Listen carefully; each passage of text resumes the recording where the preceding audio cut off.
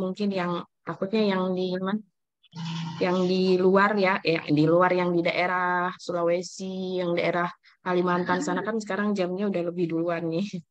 Kita mulai aja sambil nunggu teman-teman yang lain mungkin yang katanya tadi banyak yang ini ya apa namanya dinas malam. Jadi ya kita tunggu sambil jalan ya. Jadi kalau misalkan ada yang kurang paham boleh ditanyakan. Eh, Teman-teman ini teman-teman ya karena kita kan satu apa kita mitra ya teman sejawat. Ya, jadi teman-teman mungkin di sini lebih ada yang lebih senior dari saya, mungkin ya ada yang kayaknya sih kalau dilihat-lihat ya dari rumah sakit mana ini mungkin dari rumah sakit banyak nih kayaknya udah apa ya udah senior lah intinya. Jadi nanti di sini kita sama-sama belajar ya. Jadi kalau misalkan teman-teman ngerasa ada yang kurang, boleh boleh banget dikasih masukan atau misalkan kurang apa gitu. Nah, terus nanti kalau misalkan di pertengahan perjalanan, kalau misalkan di pertengahan perjalanan eh, apa namanya saya terlalu cepat ngejelasinnya atau misalkan kurang jelas, boleh banget langsung berhentiin di tengah jalan jadi nggak usah nunggu di terakhir misalkan ada yang mau ditanyain nggak gitu nggak usah jadi boleh aja "Eh, Mbak nggak usah panggil Mbak ya panggil apa terserah aja terserah teman-teman panggil apa. Aku belum paham nih yang ini tolong dijelasin lagi atau gimana boleh ya tuh. Sebelumnya perkenalkan nama saya Nila Alfa Fauzia. Saya salah satu dosen di daerah Palembang ya. Mungkin di sini ada nggak yang dari Palembang nggak tahu ya ada. Ya jadi saya dulu lulus S1 dari Muhammadiyah Palembang, kemudian lanjut S2 di UGM, habis itu lanjut spesialis di UI. Kebetulan ngambil spesialis anak dan itu tahun 2002 kemarin baru lulus ya baru nih ya jadi kita sama-sama belajar yuk langsung aja lah ya kita mulai eh, bimbel tentang keperawatan anak ya. Nah, jadi ini untuk keperawatan anak teman-teman yang perlu dikuasai kira-kira apa aja. Nah ini ya jadi yang perlu dikuasai itu ya ini ada sebenarnya kalau yang atas-atas itu apa namanya sama aja ya. Jadi nanti saya nggak bahas yang untuk peran perawat ini karena kan kita, mau di keperawatan anak maupun di keperawatan apa mau di KMB atau apapun itu sama aja ya. Peran perawat itu apa sebagai caregiver, sebagai educator, sebagai advokat, konselor, peneliti dan lain sebagainya. Nah, itu mungkin teman-teman sudah belajar ya udah tahu lah ya gitu ya apa aja gitu. Jadi nanti nggak difokuskan ke situ. Kita fokuskan ke bagian yang anaknya aja. Terus ada prinsip etik keperawatan ya. Itu juga ya pasti teman-teman sudah paham lah ya, udah hatam lah pasti ya. Apa sih prinsip-prinsip etik keperawatan misalkan kayak beneficence, justice, non-maleficence, veracity, fidelity. Nah, itu kan pasti teman-teman udah paham ya, itu udah tahu. Mungkin ada di apa materi-materi sebelumnya kayak KNB itu juga mungkin sudah dibahas ya. Nah, kemudian atraumatic care. Jadi udah harus tahu lah ya teman-teman apa sih atraumatic care. Jadi kalau di keperawatan anak tuh atraumatic care itu benar-benar apa ya? Suatu hal yang paling utama gitu ya. Jadi kita menghilangkan atau memperkecil stres psikologis yang dialami anak selama dirawat di rumah sakit ya untuk mencegah trauma dan lain sebagainya. Ya, nanti ada sih soal tapi jarang ya untuk traumatic care. Nah, kemudian pengkajian keperawatan pada anak. Jadi saya sekilas aja ya ini ya, karena nanti kita langsung bahas belajar ke soal aja gitu. Jadi biar lebih enak gitu ya. Ya, untuk pengkajian anak sama ya, sama pengkajian dewasa juga ya, apa pengkajian keperawatan ya dari mulai dari fisik, psikososial, kemudian apa namanya sosialnya, kemudian apa namanya lingkungan dan lain sebagainya ya sama lah ya. Karena kita kan kalau di keperawatan itu cara mengkajinya itu kalau kita perawat itu beda ya cara kajinya itu nggak kayak sama kayak apa eh, teman kita yang lain gitu ya. Maksudnya tenaga kesehatan yang lain gitu ya. Kalau keperawat itu kan benar-benar semuanya gitu harus dikaji ya, sampai ke lingkungannya, sosialnya di rumah bagaimana, itu kita harus dikaji ya, karena itu ngaruh ya ke kesehatan gitu. Nah, kemudian cara menentukan diagnosa keperawatan, nanti kita langsung aja ya ke soal gimana sih cara menentukan diagnosa keperawatan yang pas ini tuh apa sih. Kadang-kadang tuh suka ngecoh kan ya, kayaknya perjawabannya itu hampir betul semuanya gitu kan, tapi ternyata ada satu jawaban yang benar-benar itu diagnosa keperawatan utama yang harus dilakukan tindakan segera saat itu. Nah, itu ya. Nah, kemudian menentukan tujuan, kemudian menentukan intervensi. Nah, perhitungan usia anak. Nah, ini mungkin teman-teman apa namanya udah tahu juga ya, tapi nanti kita bahas lagi ya. Bagaimana cara menghitung usia anak. Ini penting banget ya, karena nanti untuk apa namanya menentukan kalau misalkan mau melakukan apa ya, kayak tumbuh kembang gitu kan. Itu kan kita harus tahu tuh usia anak berapa tahunnya, berapa bulannya, cara menghitungnya bagaimana gitu ya. Nah, kemudian perhitungan dosis obat pada anak. Nah, ini juga ya. Jadi apa namanya ini penting ya, karena memang kalau anak itu ini apa namanya dosis itu sangat ini ya penting ya, karena beda ya kalau kadang berat badan sesuai berat badan gitu dan lain sebagainya gitu. Nah, kemudian konsep KPSP. Nah, ini juga harus difahami ya cara apa namanya. Kalau KPSP sih ini lebih ke bukan nanti teman-teman bukan nyuruh apa namanya menginterpretasi apa namanya menginterpretasi hasil KPSP, enggak ya, karena itu pasti lama. Nah, jadi mungkin biasanya eh, apa namanya kalau misalkan usia segini kuesioner plus screeningnya untuk usia berapa yang kita gunakan gitu-gitu ya. Nah, terus Apgar score. Nah, ini juga Apgar score, kemudian refleks-refleks pada bayi. Nah, ini juga harus hafal ya. Nah, mau nggak mau harus menghafal kalau ini ya. Refleks bayi ini harus hafal. Kemudian ada manajemen terpadu balita sakit atau MTBS. Nah, ada juga MTBM, manajemen terpadu bayi muda. Itu. Kemudian ada derajat-derajat dehidrasi. Nah, ini juga penting ya, karena apa namanya untuk menentukan tindakan ya. Kalau kayak anak-anak diare, diare itu kan salah satu penyakit anak yang paling banyak juga ya. Nah, itu nanti kita kalau misalkan dia dehidrasi, apa tindakan yang harus dilakukan? Kalau enggak, apa? Perhitungan kebutuhan cairan pada anak, ya, kemudian konsep imunisasi dan juga status gizi, gitu ya. Mungkin inilah ya nanti kita bahas satu persatu. Tapi tadi ya yang peran perawat, prinsip etik keperawatan saya nggak bahas itu ya, karena mungkin itu umum ya, semua apa namanya ini pasti ada. Nah, oke, kita langsung ke soal aja dulu. Ya, nih kita langsung ke soal ini. Oh, udah banyak nih ya yang join. Kita langsung ke soal. Mungkin aku jadi saya mau kasih mau ngasih tips ya buat teman-teman semuanya yang mau ujian, yang mau ikut tes nanti ya. Jadi nanti itu teman-teman jangan kalau misalkan dalam satu soal teman-teman ngerasa ini susah banget sih kayaknya gitu kan. Udah tinggal aja dulu gitu ya. Tinggal aja dulu yang itu eh kemudian teman-teman isi dulu yang paling gampang, yang menurut teman-teman gampang. Nanti takutnya habis waktunya hanya fokus pada satu soal yang kira-kira kita aja nggak tahu, maksudnya itu kita udah nggak ngerti jawabannya gitu. Jadi kita fokus sama jawab apa soal-soal yang menurut kita gampang dulu.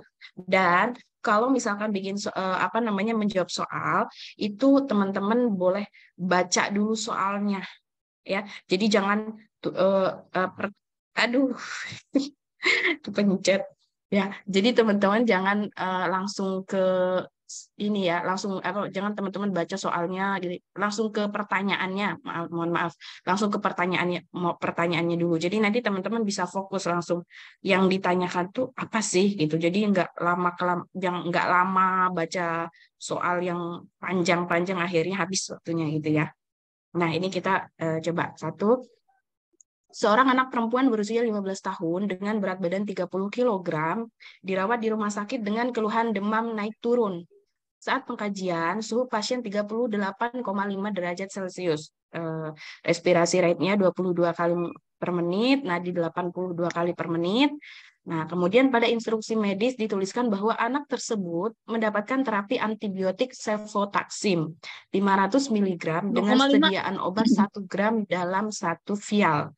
Nah, obat diencerkan dengan 5 mili aquabides steril. Berapakah volume antibiotik yang akan Anda injeksikan ke pasien sesuai dengan kasus di atas? Yuk, mungkin mili. teman-teman coba dulu jawab.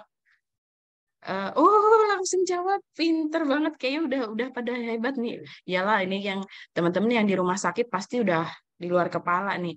C, jawabannya oke. Ada yang udah jawab C. Coba ada yang jawab oke, C. Yang lainnya? Kalau teman-teman yang di rumah sakit pasti udah hebat lah ya, karena tiap hari pasti kan pas nyuntikin ke pasien gitu kan. Oke, jawabannya C ya, Bu Nur Jamilah dan Devi menjawab jawabannya C. Oke, kita lihat jawabannya benar enggak C. Ya, teman-teman pasti tahu lah ya. Jadi cefotaxim itu adalah golongan antibiotik yang sediaan obatnya itu dalam bentuk serbuk ya. Jadi harus diencerkan atau dilarutkan terlebih dahulu ya. Biasanya dengan aquabides, ada juga pakai NaCl, macam-macam lah ya, tergantung rumah sakit masing-masing. Nah, biasanya ada yang mengencerkannya, ada yang pakai 5 cc, ada yang 10 cc, tergantung. Nah, di pertanyaan itu, berapa volume antibiotik yang akan diberikan setelah cefotaxim dilarutkan dengan 5 cc aquabides. Nah, di instruksinya adalah 500 mg. Nah, 1 gram itu sama dengan 1000 mg. Jadi teman-teman harus ini dulu ya, harus apa namanya, diubah dulu ya, diubah dulu 1 gram itu sama dengan 1000 mg. Kan di sini kan tulisannya kan 1 gram ya. Nah, jadi harus diubah ke miligram dulu. Tuh. Nah, ini jadi rumus perhitungan dosisnya itu untuk obat cair injeksi itu dosis yang diminta dibagi dosis yang tersedia dikali volume yang tersedia. Nah, dosis yang diminta tadi kan 500 mg, sedangkan dosis yang tersedia itu di soal adalah 1 gram. Ya, 1 gram itu sama dengan 1000 mg. Nah, kemudian dikali 5 cc, jawabannya adalah 2,5 cc. Ya, itu. Jadi yang harus disuntikan itu adalah 2,5 cc. Teman-teman, aduh udah pinter semua nih. Benar ya, jadi jawaban yang tepat adalah C, yaitu 2,5 cc. Nah ini ya, 2,5 cc. Nah tadi untuk keywordnya ya yang harus teman-teman ini kan,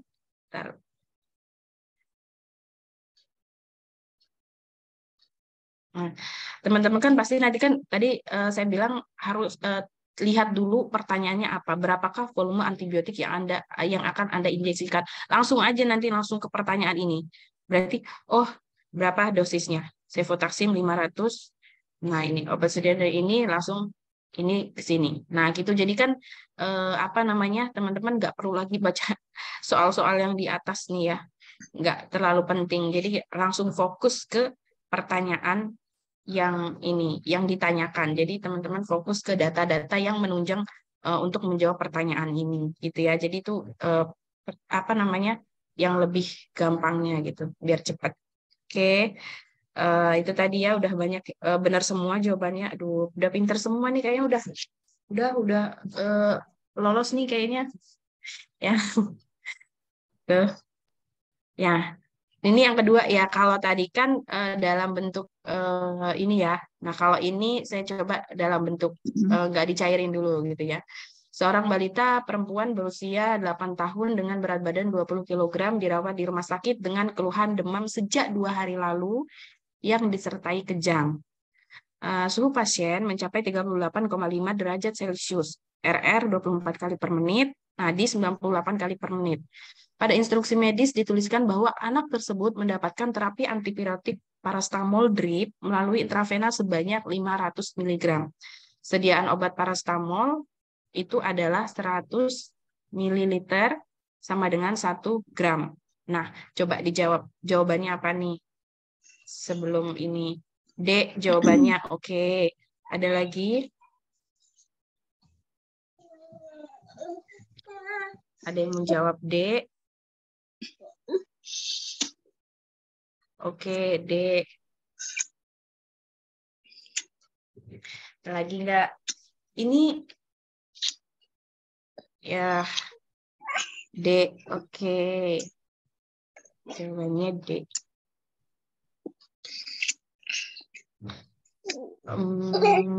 Oke, kita bahas. Oke, jawabannya D. Yang teman-teman jawab tuh tadi ada 3 orang jawab D. Oke, kita lihat benar nggak sih jawabannya D?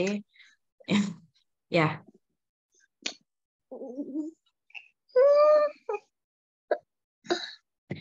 Nah, sama ya. Soalnya tadi benar ya.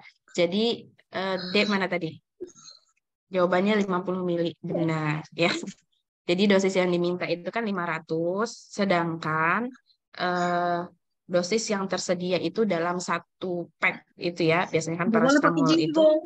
dalam satu itu tuh Soalnya nggak 1000 miligram dikali 100 mili ya, karena sedia volumenya itu jumlah cairannya ya, jumlah nggak cairannya mau itu 100 ngajak mili. merah. Jadi Jam lagi materi apa tabungan namanya pakai hidung. dosis yang diberikan adalah Tuh, 50 lagi coba mili. dede Betul, pakai hidung. teman-teman udah pintar semua nih. Saya kalau boleh tahu nih teman-teman, ada yang fresh graduate atau udah kerja semua nih di sini? Ada nggak yang masih fresh graduate, yang baru lulus S1 atau baru lulus D3 mungkin?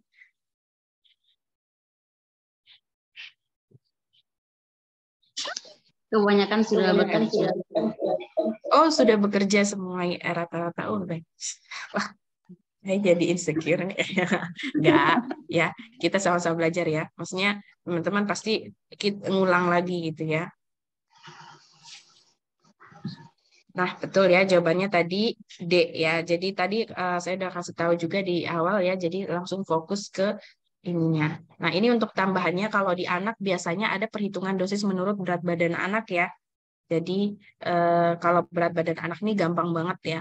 Cuma apa namanya, ininya itu adalah rumusnya dosis obat dikali berat badan. Contohnya misalkan diketahui dosis terapi untuk obat parastamol adalah 10 miligram per kilogram berat badan per hari gitu ya. Maka untuk anak umur 2 tahun dengan berat badan 10 kilogram itu dapat diberikan dosis sebesar 10 kali 10 miligram sama dengan 100 ini ya contohnya. Nah, ini untuk KPSP. Nah, ini KPSP ini teman-teman mau nggak mau harus hafal ya, harus menghafal kira-kira kuesioner screening ini itu usianya berapa aja sih ya, usianya apa namanya, ada usia untuk usia berapa aja gitu kan. KPSP itu kan nggak semua usia ya, ada ya pemeriksaannya ya. Nggak, maksudnya nggak 1 bulan pemeriksaan untuk anak usia 1 bulan, usia anak 2 bulan, 3 bulan, 4 bulan kan nggak ada ya. Nah, nah itu jadi terus kalau mau memeriksa KPSP ini juga harus tahu benar-benar ya apa namanya, umurnya ya, usia anaknya. Jadi jangan ini, jangan apa, jangan salah gitu.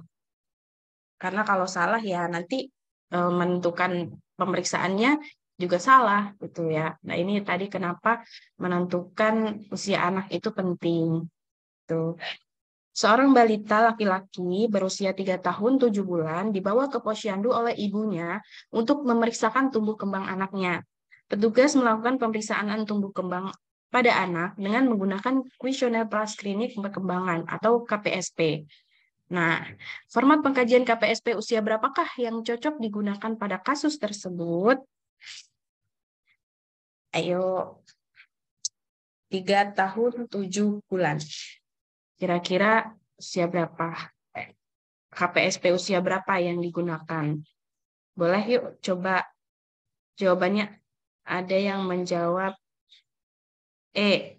Oke, Mbak Siti Nurofila jawab E. Oke, jawabannya E. Ada lagi?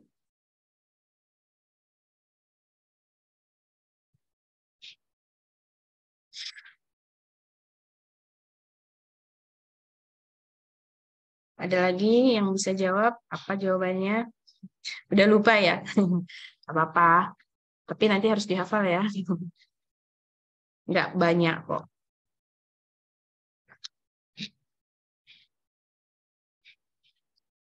Ada nggak?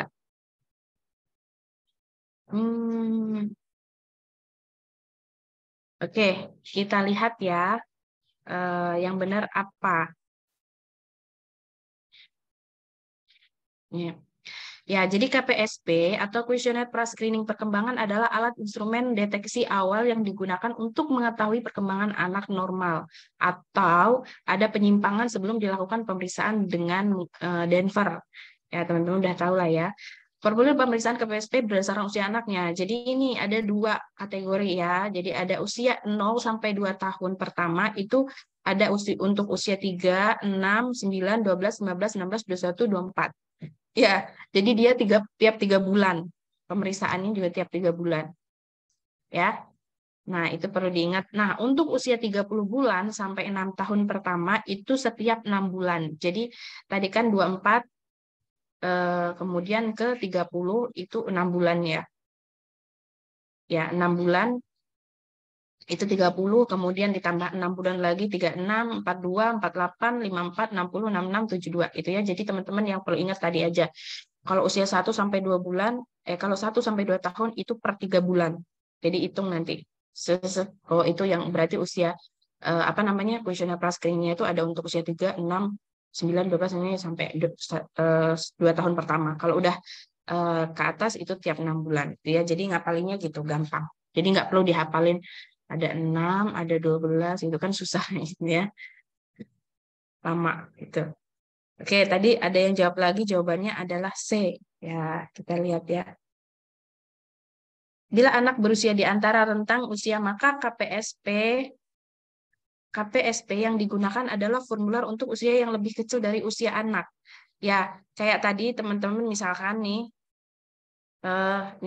misalkan anaknya itu usianya misalkan usianya anak itu 5 bulan, ya, 4 bulan misalkan ya. Jadi yang digunakan itu kuesioner KPSP-nya itu usia 3 bulan ya, bukan usia 6 bulan. Atau 5 bulan itu yang digunakan adalah usia 3 bulan. Itu ya. Formula yang usia itu yang misalkan bayi umur 7 bulan, maka yang digunakan KPSP adalah usia 6 bulan. Bila anak ini kemudian sudah berumur 9 bulan, yang diberikan adalah KPSP 9 bulan gitu ya. Bila umur anak lebih dari 16 hari dibulatkan menjadi 1 bulan. Nah, misalkan nih teman-teman pas ini meriksa ternyata dia usianya 3 bulan 16 hari. Nah, jadi dibulatkan jadi 4 bulan ya.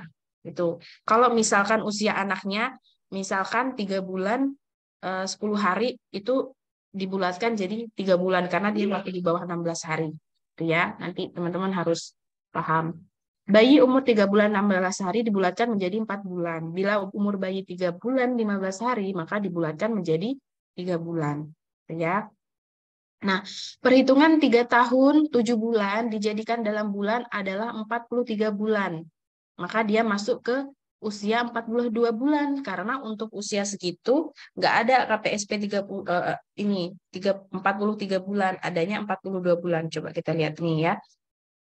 43 nggak ada ya karena dia di atas 2 tahun. Tadi soalnya, nah dia 3 tahun berarti kan tiap 6 bulan sekali. Tuh. Nah, jadi dia masuknya ke 42 bulan. Ya, jawabannya adalah E yang benar. Ya, teman-teman. Jadi nanti kalau misalkan ada pertanyaan tentang KPSP ini, teman-teman harus fokus ke ininya. Apa namanya usianya langsung ya. Kayak gini. Pengkajian KPSP usia berapakah yang cocok digunakan pada kasus tersebut? Misalkan. Jadi teman-teman langsung baca. Itu kan nanti kalau misalkan ada soal itu, wah ini. Nah, ini teman-teman langsung fokus ke sini. KPSP usia berapa ya? Anaknya usia berapa nih? 3 tahun 7 bulan. Nah, 3 tahun 7 bulan tuh berarti dia di atas 2 tahun nih. Kalau di atas 2 tahun berarti tiap 6 bulan sekali gitu ya. Jadi untuk ini berarti berapa nih dihitung? 3 tahun 7 bulan itu berapa bulan? Nah, nanti teman-teman bisa ini gampang. Ya, itu ya tadi ya. Jadi jawabannya adalah yang benar ya. Jadi bukan C.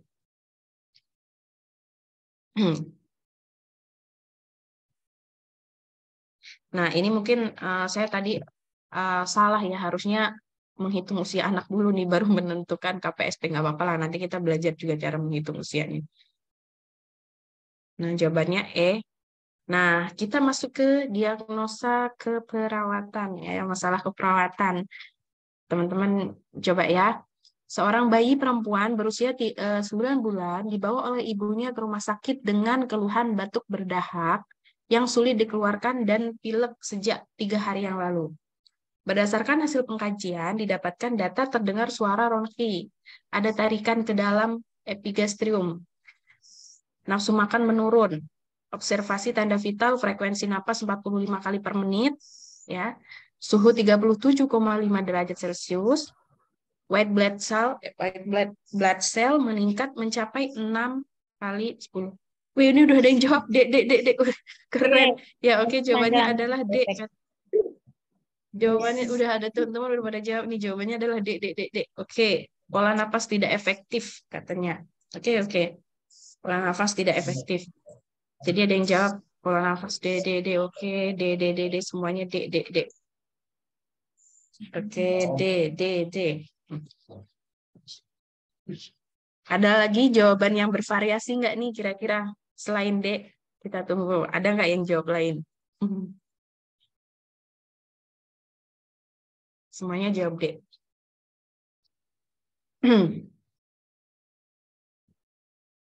Jawabannya D. Ya, ada lagi nggak nih? Ini kayaknya banyak-banyak yang orang-orang ini aja nih yang jawab nih. Mungkin yang lainnya lagi pada sibuk ya? Atau lagi kurang fokus? Yuk, ada jawaban lain? D, karena ada ronki. Ya, karena dahak susah dikeluarkan. Oke.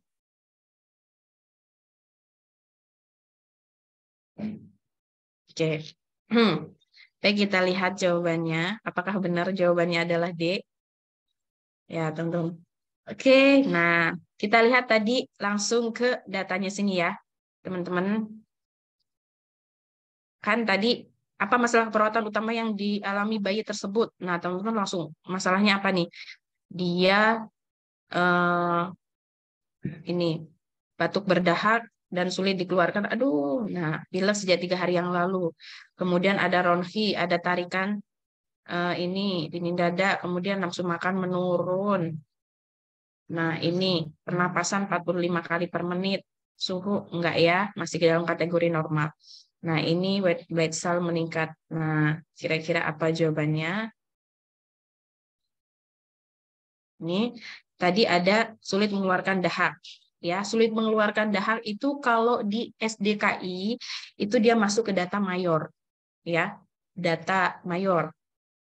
Nah, kemudian data objektifnya, ini data subjektif ya, data objektifnya batuk tidak efektif, tidak mampu batuk ya, karena tadi kan dia susah mengeluarkan, tadi kan subjektifnya ibu mengatakan sulit mengeluarkan dahak. Nah, objektifnya tidak mampu batuk ya. Kemudian ada suara ronki, suara nafas tambahan ya, ronki itu ya teman-teman pasti tahu ada suara nafas tambahan itu apa aja, ada ronki, ada wheezing, ada apa-apa gitu ya. Nah, ini data minornya, data subjektifnya DIPSNU. Nah, ini kalau di STKI ini ya. Kemudian untuk objektifnya gelisa sianosis punya. Nah, dia masuk ke ada RR berubah karena 45 kali per menit. Kemudian pola napas juga berubah. Nah, jadi kondisi klinis yang dari kasus itu adalah infeksi saluran nafas ya, teman-teman. Nah, kita jawabannya di sini benar ya, bersihan nafas, jalan nafas tidak efektif karena dia ada apa namanya ronki tadi, susah mengeluarkan nafas, susah mengeluarkan dahak. Kalau jawaban lain ya tadi jawaban A itu hipertermi suhu badan itu nggak masuk ya karena dia masih 37,5 itu masih dalam kategori normal. Kemudian risiko infeksi datanya minor ya, datanya sedikit jadi kurang mendukung. Kemudian pola napas tidak efektif benar ya karena diperkuat adanya bronki ya. Kemudian ada bersihan jalan nafas tidak efektif, perubahan nutrisi kurang dari kebutuhan tubuh tidak ya karena nggak ada data. Walaupun tadi dia bilang ada penurunan nafsu makan, ya, tapi nggak ada data penurunan berat badannya dari mulai dia sebelum sakit sama dia sesudah sakit. Nah, itu jadi kalau misalkan teman-teman harus tahu ya kalau misalkan untuk mengangkat diagnosa keperawatan perubahan nutrisi kurang dari kebutuhan tubuh itu harus ada data berat badannya. Jadi jangan mentang-mentang si anak ini misalkan udah nggak nafsu makan selama 2 hari, ya selama 1 minggu, terus badan tampak kurus gitu ya misalkan gitu ya. Tapi nggak ada berat badannya kan kita cuma melihat dari sekilas tampaknya kurus gitu, belum bisa juga kita angkat diagnosa itu gitu ya. Nah, untuk diagnosa ini ya, untuk diagnosa pernafasan ini kan pernapasan ini ada 3 ya, ada kalau diagnosa perawatan di SDK itu ada pola nafas tidak efektif, ada bersihan jalan nafas tidak efektif, dan ada gangguan pertukaran gas. Apa sih yang membedakan? Gimana caranya kita membedakan untuk mengangkat diagnosa keperawatan 3 itu? Ya, jadi caranya sini ya teman-teman. Jadi ini ada ketidakefektifan bersihan jalan nafas, ya dia masuk di domain 11 kelas 2.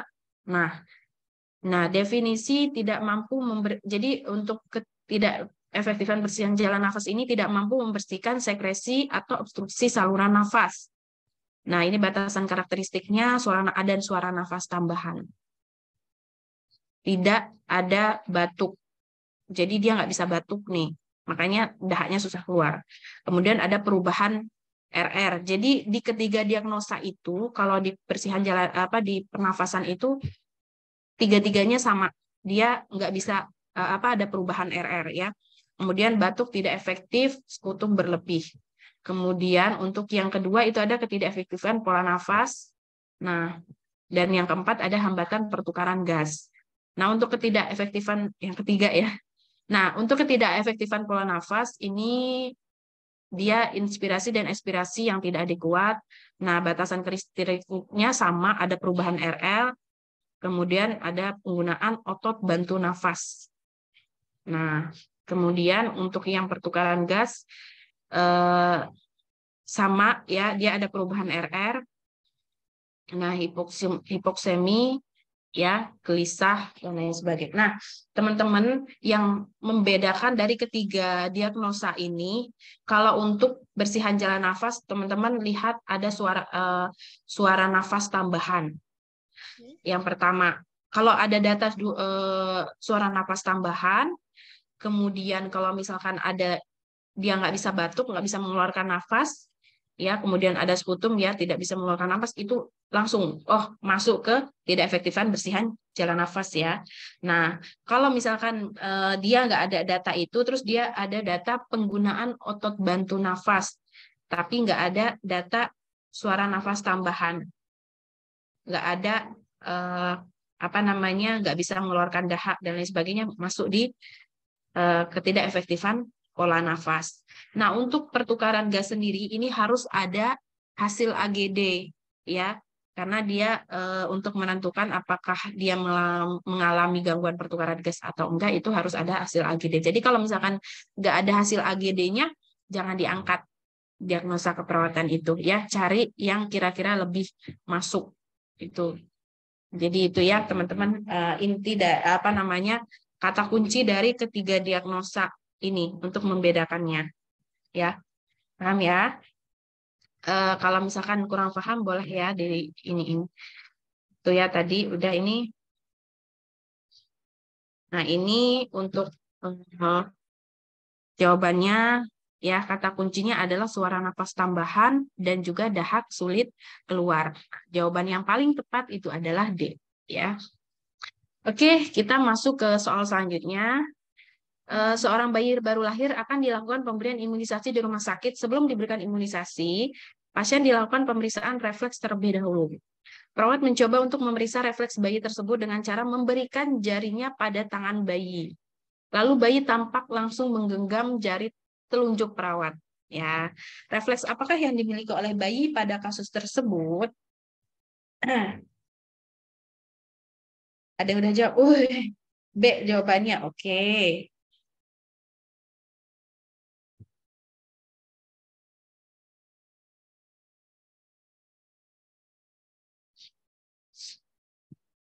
Jawabannya B.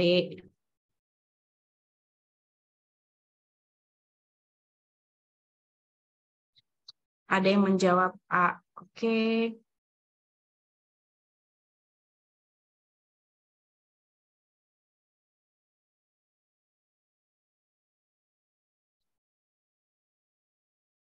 Ada yang menjawab D. Oke.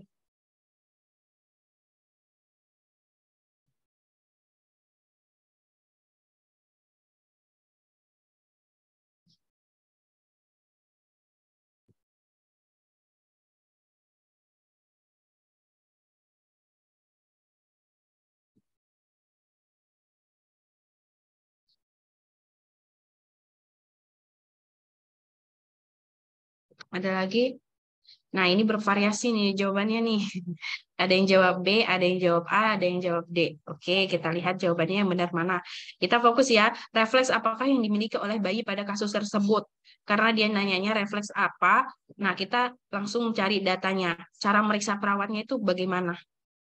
Sehingga muncul refleks ini. Dia cara meriksanya ngasih jarinya pada tangan bayi. Jadi perawat itu ngasih tangan jarinya itu ke tangan bayi. Nah, kemudian bayinya tampak menggenggam dari ujung jari telunjuk perawat. Nah, ini juga teman-teman mau nggak mau harus hafal ya. Jadi refleks-refleks pada bayi itu apa aja. Oke, jawabannya apa? Nah, ini yang harus teman-teman hafal ya. Refleks bayi itu ada Babinski, ada blinking, ada grasping ya. Kemudian ada moro, ada rooting, stepping, shucking, swimming, dan lain sebagainya. Ya. Nah, jawabannya memberikan jarinya pada tangan bayi, lalu bayi tampak menggenggam jari. Jawabannya yang paling tepat adalah D. Ya, teman-teman. D apa jawabannya? Ya, tadi ada yang jawab D ya, benar ya. Jadi Palmer grasping ya. Cara menstimulasinya adalah dengan sentuhan. Maka dia akan apa namanya menggenggam. Nah, kalau yang jawaban yang ada tadi yang jawab B ya, Muro. Muro itu dia refleks kaget ya kalau kita bilang bahasa ininya lah ya. Jadi cara menstimulasinya nggak gitu. Cara menstimulasinya sudden move and loud noise. Jadi dia dengan cara tiba-tiba anak bayinya itu di apa tahu lah ya teman-teman. Jadi kayak dijatuhkan sedikit gitu. Jadi akhirnya nanti dia langsung kaget. Nah itu moro sama memberi apa kasih suara yang agak keras sedikit. Nah itu moro. Nah terus tadi ada yang jawab juga apa tadi ya? Ada yang jawab A. Ya A itu shaking. Shaking itu dia ini ya mencari ini puting. dia mencari objek ya kalau misalkan bayinya biasanya kalau misalkan dia mau nenen nih nah kita taruh di situ nah dia nyari-nyari objeknya dengan mulutnya misalkan kayak misalkan apalagi baik misalkan dia lagi lapar nih kita kasih nih kita apa namanya stimulasi di sini nanti dia biasanya nyari-nyari nah itu refleks shaking namanya ya jadi pokoknya ini intinya teman-teman harus hafal refleks pada bayi itu apa aja ya tahu ya ada swimming berenang jadi bayi itu sebenarnya punya refleks berenang ya kalau misalkan kita taruh di apa namanya kalau kita taruh di kolam itu biasanya kayak teman-teman bisa lihat biasanya ada di tempat-tempat apa namanya baby swim apa namanya baby spa gitu kan ya dia berenang nah itu karena memang dia udah ada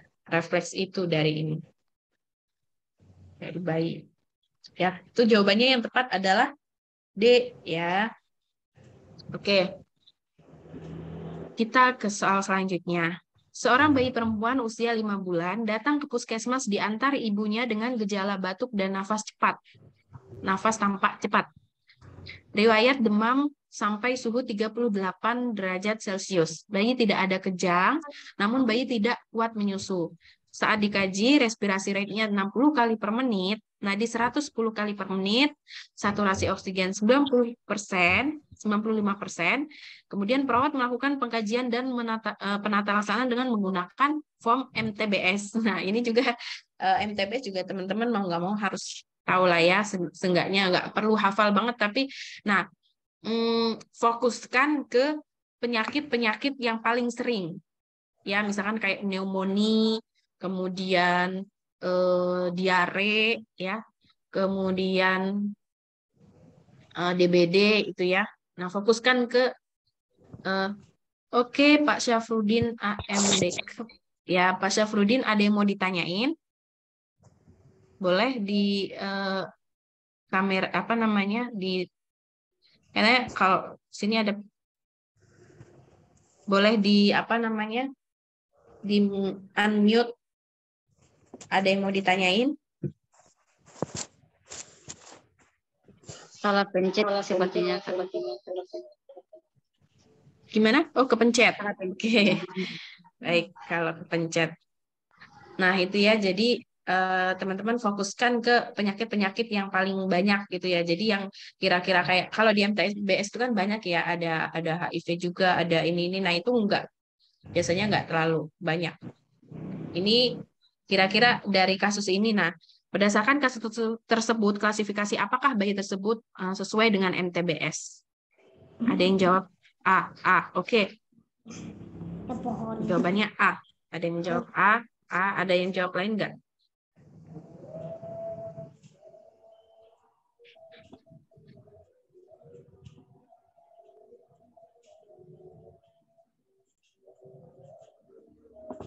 Oke, A.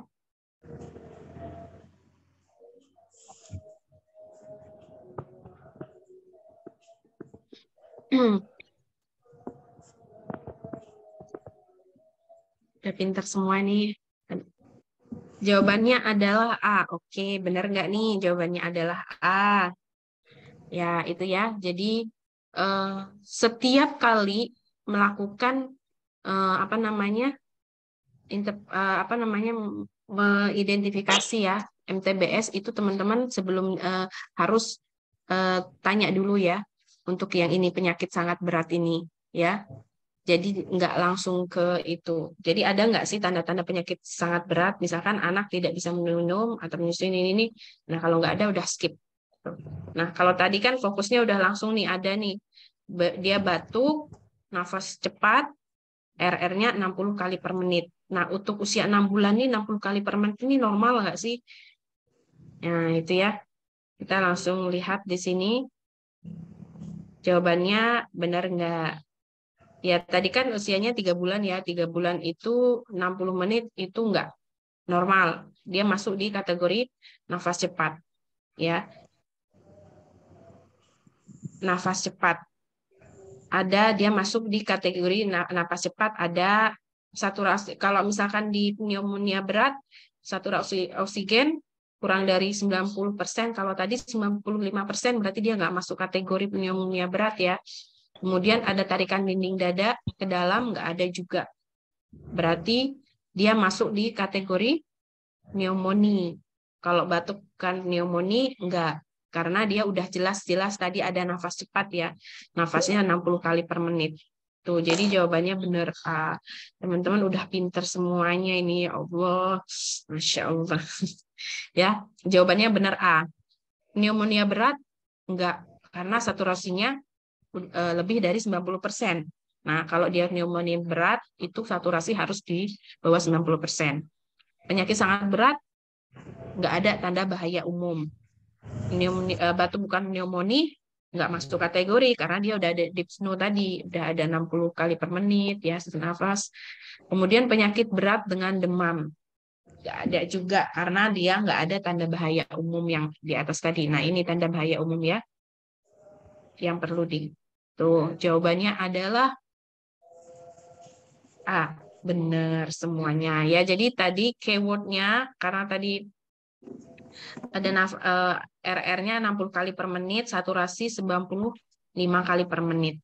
Nah, ini keywordnya. Jadi kalau teman-teman untuk ngafal yang bagian pneumonia ini gampang, yang perlu dihafal yang bagian ini ya. Jadi tarikan dinding dadanya.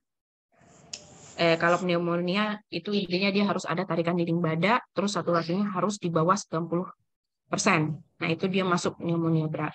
Kalau cuma pneumonia dia ada nafas cepat.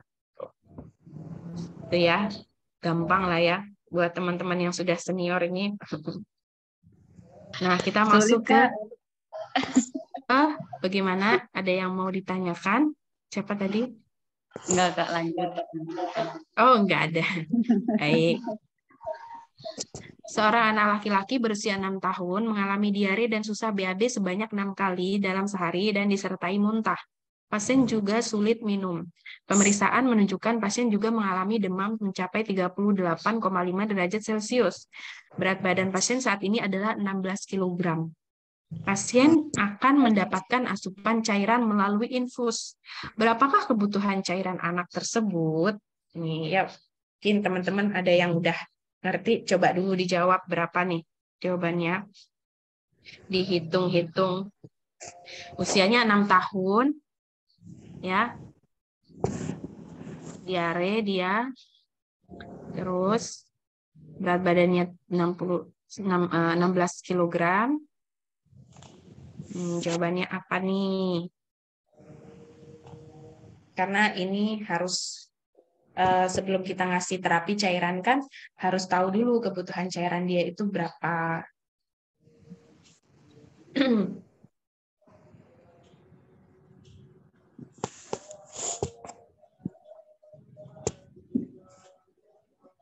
Ada yang udah jawab?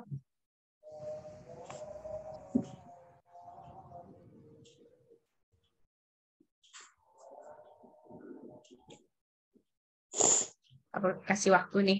Soalnya dia kan hitung-hitungan. Jadi dikasih waktu deh untuk menjawab. Atau dikira-kira dulu nggak apa-apa. Nanti kita bahas sama-sama.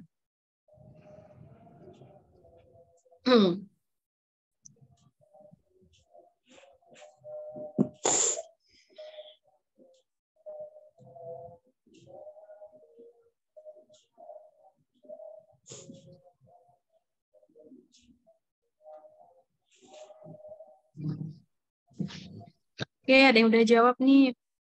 Jawabannya B. Oke, jawabannya B. 1550 cc jawabannya. Oke, ada yang jawab 1555 cc. 550 cc.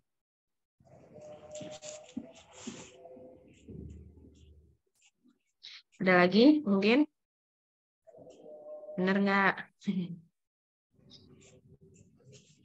1550 cc jawabannya. Oke, kita lihat ya jawabannya benar apa enggak.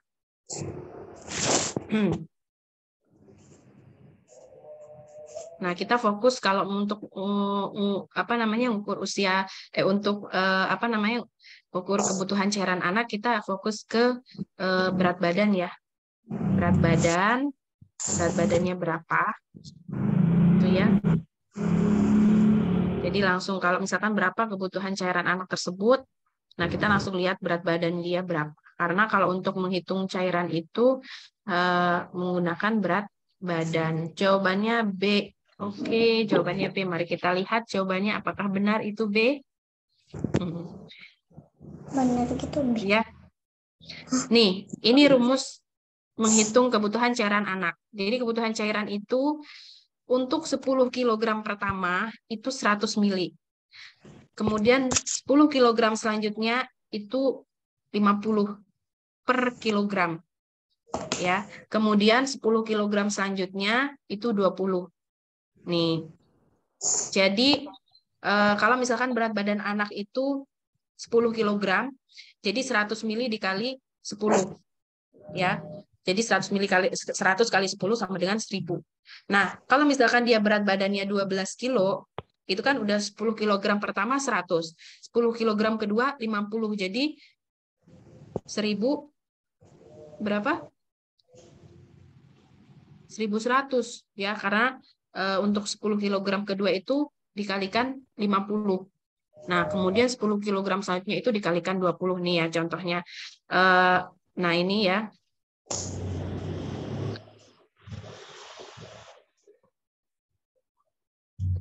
Teman-teman paham nggak? Jadi 10 kg pertama itu 100 dikali 100, 10 kg selanjutnya itu 10 kg kedua dikali 50, 10 kg selanjutnya itu dikali 20. Nah, rumus IWL itu 25% dari kebutuhan cairan atau hasil kebutuhan cairan kali 0,25. Nah, catatan penting buat teman-teman, kalau misalkan di soal itu ada di soal itu ada dia kenaikan suhu ya. Kenaikan suhu, nah itu juga harus dihitung ya, harus dilihat. Karena kalau misalkan dia ada kenaikan suhu, cairannya juga harus ditambah ya. Karena orang yang usia demam itu kan cairannya harus lebih banyak gitu ya. Nah, kalau di soal tadi dia 38,5. 38,5 ini berarti dia ada kenaikan suhu kan ya. 1. Tuh. Nih cara ngitungnya nih ya. Yang berat badan anaknya tadi adalah 16 kilo ya. 10 kilogram pertama itu 1000. Kemudian 6 kali 50 itu 300. Jadi di total adalah 1300 karena dia 16 kilo ya. 1300. Nah, tadi dia ada kenaikan suhu nih 38,5 ya. Jadi dihitung, jadi kenaikan suhu 1 itu 10%. Kalau misalkan dia naik lagi, misalkan 39 berarti ditambah lagi 20%. Kalau misalkan dia naik lagi 40 misalkan berarti tambah 30%. Jadi setiap kenaikan satu suhu itu ditambah 10% dari kebutuhan cairan utama. Nah, karena dia tadi ada 38,5, jadi dia naik satu, berarti 10%-nya dari 1.300 adalah 130. Ya, 1.300 ditambah 130, jawabannya adalah 1.430 cc. Oke, jadi jawabannya adalah D yang tepat ya, teman-teman. Jadi bukan B. Jawaban yang tepat adalah 1.430 cc. Coba teman-teman paham nggak bagaimana menghitung kebutuhan cairan? Ada yang masih bingung nggak? Oke, paham. Baik. Itu ya. Pokoknya intinya itu. 10 kg pertama kali 100, 10 kg kedua kali 50, 10 kg ketiga selanjutnya kali. Belum, Kak. Oke, ulangi lagi ya, teman-teman. Kalau belum paham. Tadi nih anaknya usianya 16 kg. 16 kg itu 10 kg pertama. Jadi kita hitung dulu untuk 10 kilonya. 10 kilonya itu kita hitung 10 dikali 100. Karena rumusnya itu 10 kg pertama itu dikali 100. Sama dengan 1000. Nah, tadi yang 10 udah kita hitung nih. Dia masuk ke 10 kg kedua. 10 kg kedua. Tadi kan 10 udah kita hitung nih. Jadi masih ada 6. 6 ini dia masuk ke 10 kg kedua ya. Nah, itu 6 dikali 50. Jawabannya adalah 300. Itu. Nah, kalau misalkan anaknya berat badannya itu misal ini.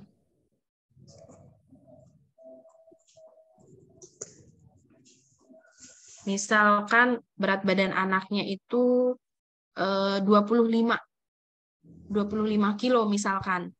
25 kilo. Nah, 10 kg pertama itu kan 10 dikali 100. Ini ya, ini dulu ya. Di end show.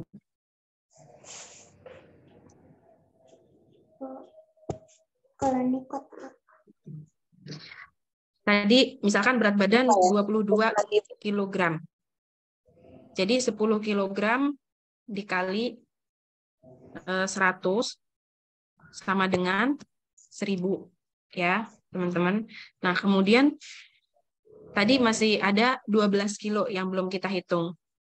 Dia masuk 10 lagi dikali 50 ya, sama dengan 500. Benar ya. Nah, itu udah 20 kilo nih. Masuk ke 20 ke atas, itu dikalinya 20. Tadi kan yang ini udah 20 nih yang kita hitung, jadi masih ada 2 lagi. Misalkan 2 dikali 20 sama dengan 40. Nah, ini di total. Jadi jawabannya adalah 1540. Gitu, teman-teman. Pokoknya intinya kalau berat badannya itu 10 kilogram, itu dikali 100. Untuk 11 kilo sampai ke 20 kilo, itu dikali 50. Untuk 21 kilo sampai ke atas, itu dikali 20. Oke, paham? Oke, baik. Baik ya, itu ya. Tuh. Nah, kalau tadi, terus teman-teman harus ingat juga ya, kalau misalkan dia ada kenaikan suhu 1 derajat Celcius, jumlah dari keseluruhan ini, jumlah dari cairannya, kebutuhan cairan 1540 ini, ditambah 10%-nya. Ya, ditambah 10% dari jumlah ini. Kalau misalkan dia naik 1 suhu, kalau misalkan naik 2 suhu, berarti ditambah 20% gitu. Kalau misalkan dia naiknya 3 suhu, 3, berarti ditambah 30% gitu ya. Baik, kalau udah paham, kita lanjut. Kak, mau Nanti, tanya juga, Kak. iya boleh, apa mau ditanya? Untuk penentuan yang 1%-nya kenaikan suhu. Gimana? Untuk apa? Penentuan 1% kenaikan suhu, patokannya kita di normal suhu ya, Kak? Iya, di normal suhu. Oh, iya. Ya. Ya, Kalau makasih, 37 kan Kak. masih kategori, iya sama gitu ya. Jadi 38 ini kan dia naik 1 suhu ya, jadi 10%. 37 masih belum dikategorikan kenaikan suhu ya, masih dikategorikan normal. Ayo. Ya. Makasih, Kak. Ya, baik, sama-sama. Nah, kita masuk ke materi selanjutnya. Nah, ini intervensi ya soalnya. Intervensi. Anak perempuan usia 14 tahun dirawat di rumah sakit. Saat ini anak mengeluh merasa sesak. Terdapat edema pada kedua ekstremitas bawah dan wajah.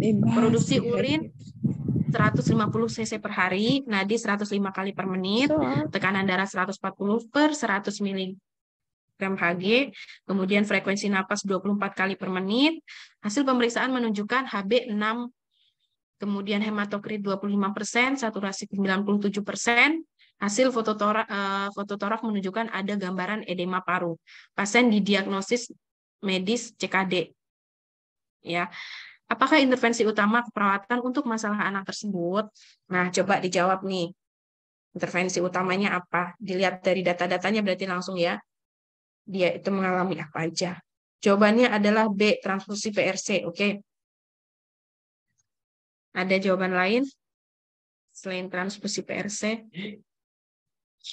Mohon maaf, Mbak Fitri, waktunya masih berapa menit ya?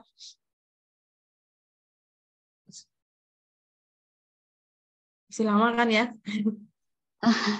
Siap, ya kalau 18-15.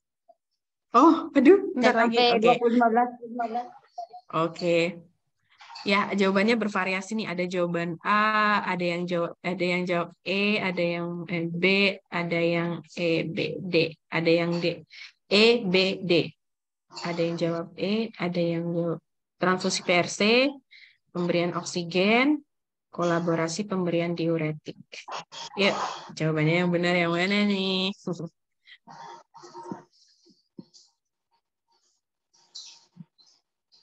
Teman-teman, ini jangan terkecoh ya. Jangan terkecoh dengan hasil-hasil. Ya. Pokoknya gitu ya. Oke, langsung kita cepet ya. Karena waktunya juga nggak banyak. Jawabannya apa? Jadi jawabannya itu Nah, diagnosa keperawatan prioritas adalah dari kasus kelebihan volume cairan. Karena tadi teman-teman lihat ya datanya, di sini dia ada edema pada kedua ekstremitas, edema, kemudian pada wajah, ya produksi urin 150 cc per hari, kemudian pemeriksaan HB juga rendah ya, ini HB rendah ada 6, HB-nya 6. Napas, dia ada sesak ya, mengeluh sesak, tapi nafasnya ini masih normal nih, 24 kali per menit ini masih di dalam kategori normal ya. Kemudian hasil pemeriksaan, nah ini, dia ada diagnosa CKD, kemudian fototorak menunjukkan adanya gambaran edema paru. Nah, itu ya, itu fokus datanya. Kalau misalkan nebu, tadi jawabannya kan ada yang jawab B, ada yang D, ada yang E. Kita jawab dari atas dulu ya. Kalau nebu enggak. Karena apa? Karena dia apa namanya? Sesaknya itu sebenarnya bukan karena dahak atau apa. Jadi dia karena kelebihan cairan itu ya. Jadi untuk nebulizer itu bukan apa namanya? Intervensi yang perlu dilakukan. Kemudian transfusi PRC memang dia HB-nya memang rendah nih, 6. Tapi apa namanya dia bukan intervensi yang harus dilakukan saat itu segera, maksudnya itu harus segera dilakukan gitu ya. Jadi bukan prioritas utama. Ya memang perlu ya transfusi PRC karena dia HB-nya rendah, tapi bukan prioritas gitu ya. Jadi dia bisa dilakukan nanti gitu. Kemudian fisioterapi dada nggak perlu ya, karena dia yaitu tadi ya, sesaknya itu bukan karena dahak, karena dia sesaknya karena ada edema ya, karena kelebihan cairan. Kemudian pemberian oksigen juga tidak menyelesaikan masalah ya, itu karena dia sesaknya itu karena itu kelebihan cairan. Intinya tadi ya, karena data yang paling banyak ini menunjukkan dia bahwa kelebihan cairan. Ada udem itu kelebihan cairan. Kolaborasi pemberian diuretik. Oke, jadi jawabannya yang benar adalah kolaborasi pemberian diuretik. Ya, karena kalau misalkan dia nanti apa namanya?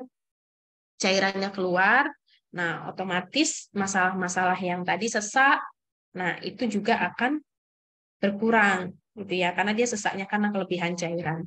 Itu terus untuk transfusi PRC itu tadi benar memang perlu dilakukan, tapi nggak harus dilakukan gitu ya, nggak harus dilakukan segera gitu maksudnya gitu ya.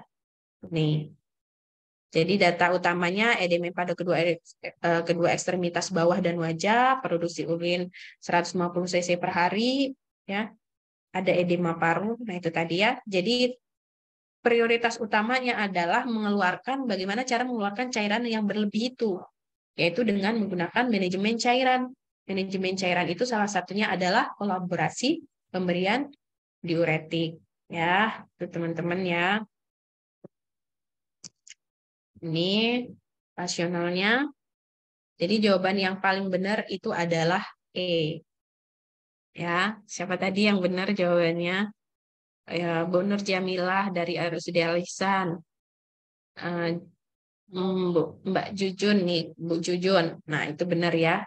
Mbak Sali, benar ya. Jadi jawaban yang paling tepat itu adalah pemberian diuretik. Ya. Jadi teman-teman nanti jangan terkecoh dengan hasil lab juga ya, karena itu buat mengecoh. Tadi benar, tadi ada yang terkecoh nih dengan hasil lab 6. Tuh. Nah, ini soal Apgar score. Seorang bayi laki-laki dilahirkan dengan cara SC pada usia kehamilan 37 minggu. Pada 1 menit pertama kelahiran, berat badan tampak merah, namun tangan dan kaki kebiruan. Nadi 110 kali per menit, refleks dan pergerakan kaki dan tangan aktif bergerak saat distimulasi. Kemudian bayi tampak menangis kuat. Nah, berapakah Apgar score pada kasus bayi di atas? Nah, ini juga harus hafal ya, teman-teman, cara menentukan Apgar score. Apgar, A-nya itu berapa, P-nya itu berapa, G-nya berapa. Oh, udah ada yang jawab nih. Jawabannya adalah C. Oke, ada yang menjawab C. Ada yang jawaban lagi nggak?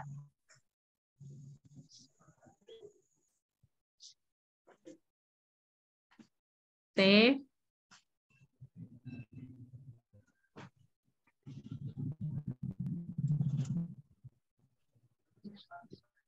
C, benar.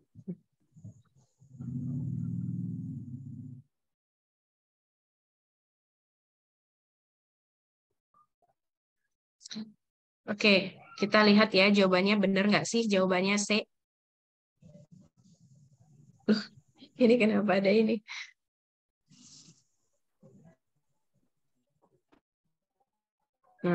Nah ini ya teman-teman lihat.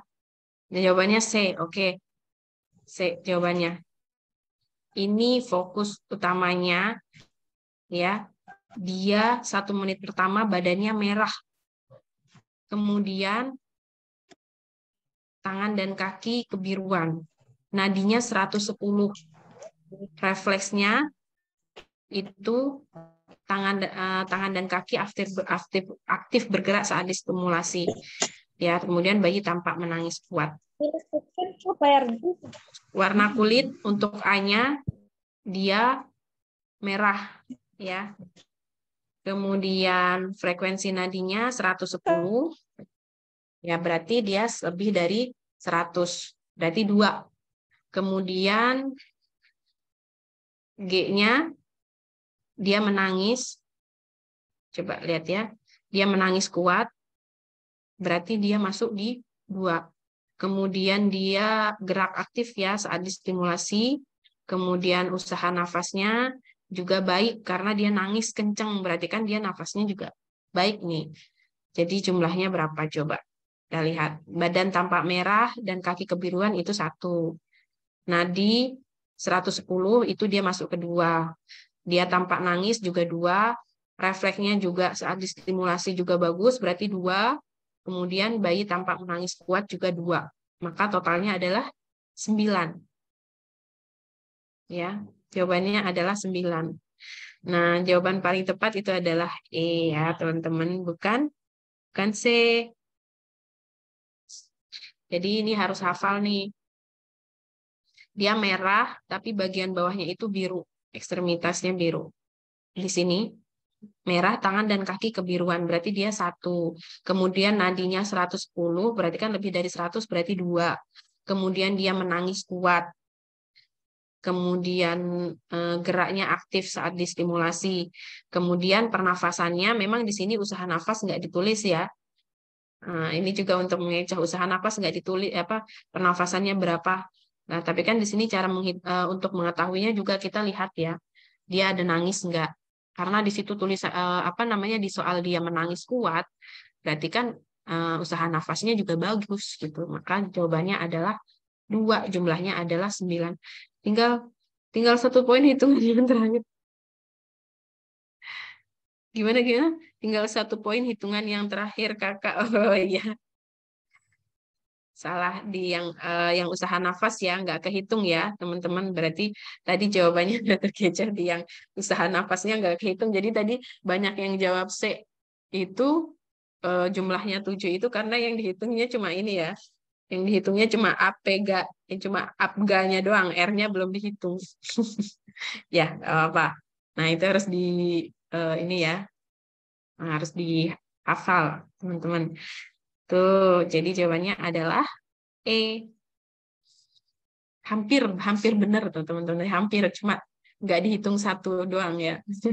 Tadi terkecoh karena soalnya di situ nggak ada pernafasannya di mana. Nah, oke, ini tadi yang menghitung ini ya. Ya. Jadi nanti teman-teman biasanya soal-soal tuh biasanya mengecoh ya. Jadi harus pinter-pinter, harus berpikir kritis. Makanya perawat harus berpikir kritis. Nah, kemudian ini untuk menghitung usia anak ya. Tadi sebenarnya ini tadi di atas sebelum KPSP, tapi saya tadi salah kasih, salah mengurutkan gitu. Seorang balita laki-laki datang bersama ibunya ke posyandu pada saat pengkajian. Ibu mengatakan tanggal lahir anak tersebut adalah 20 November 2017. Pengkajian dilakukan pada tanggal 27 September 2020. Perawat harus mendokumentasikan usia anak tersebut dengan lengkap Ya. Usia berapakah anak pada kasus tersebut saat didokumentasikan oleh perawat? Jadi jangan ngitung ya, jangan hitung manual ya. Ya, itu bukan ini, jadi harus dihitung, ada rumusnya. Coba, tapi boleh aja untuk sekarang teman-teman kira-kira hitung manual boleh, tapi nanti saya kasih tahu cara menghitung rumusnya itu gimana. Atau mungkin teman-teman udah ada yang udah tahu jawabannya, cara menghitung usia anak, berapa nih usianya. Dia lahirnya tanggal 20 November 2017. Dia dilakukan pengkajian itu tanggal 27 September 2020. Berapa?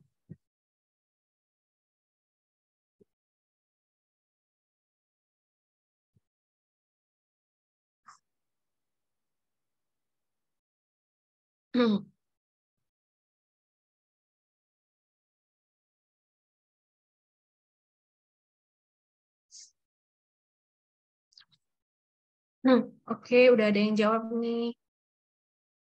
Jawabannya. Oke. Ada yang jawab ada yang jawab B. Oke.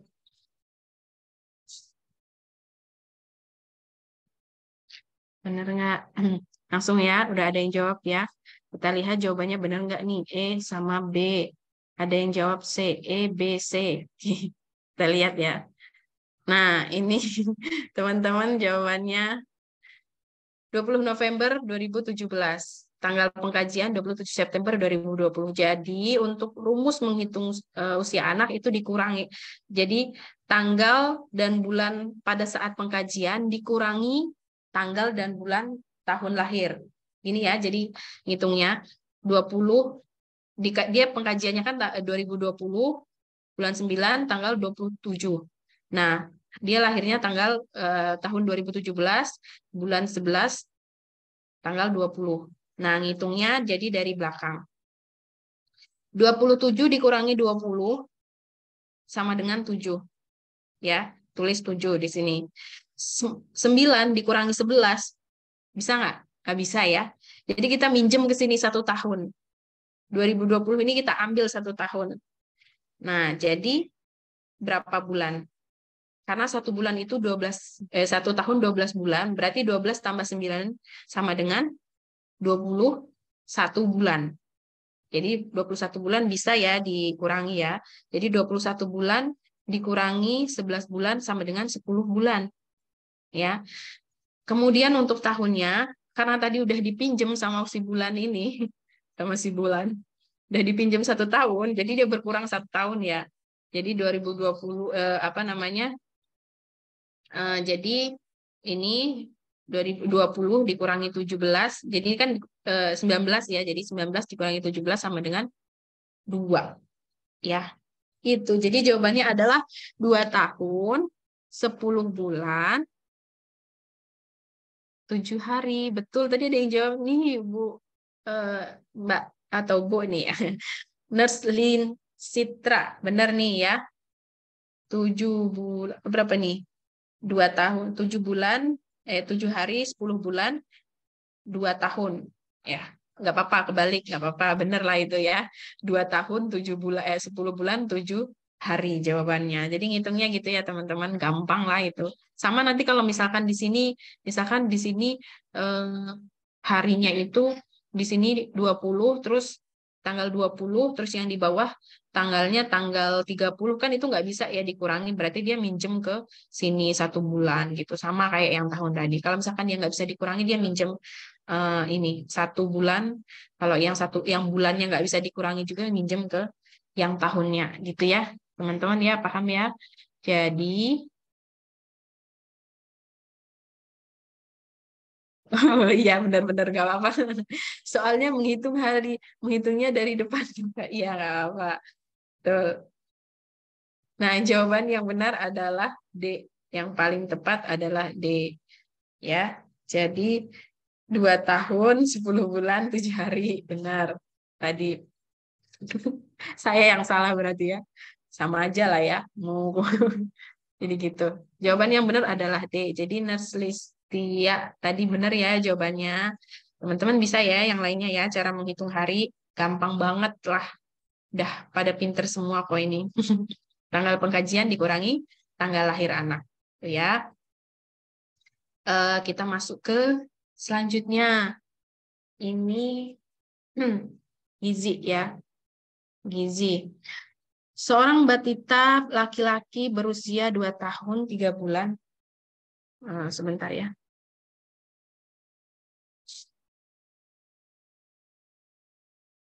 Ya, seorang batita laki-laki berusia 2 tahun 3 bulan dibawa ke posyandu oleh ibunya untuk dilakukan pemeriksaan rutin.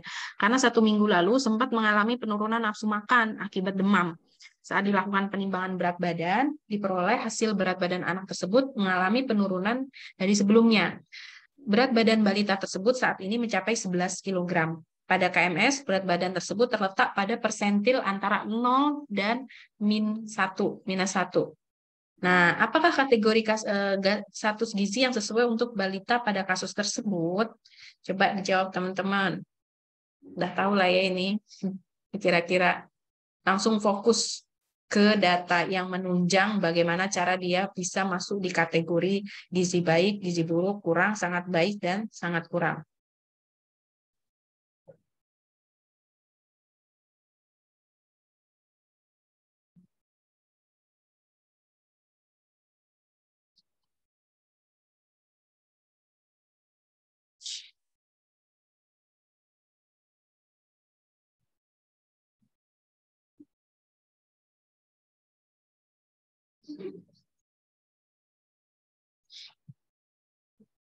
Ada yang udah jawab belum?